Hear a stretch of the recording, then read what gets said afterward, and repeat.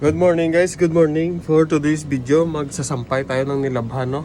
Naisip ko lang, no, na yung araw na hinayaan kong wala akong ginawa sa buhay ko, yun yung araw na nagsamula akong bumagsak. Kasi ang dami ko palang kayang gawin at dapat gawin pero hindi ko ginawa. Hinayaan kong lamunin ako ng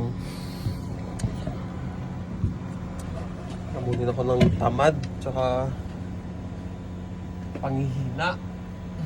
Kaya dapat maging masipag tayo lagi, guys. Kung ano mo yung ginagawa natin, sipagan natin. Tapos bigay natin yung best natin kasi balang araw aasenso din tayo. Magtatagumpay din tayo. Iwala lang. Kaya yun, no. Thank you guys sa panonood. God bless, God bless.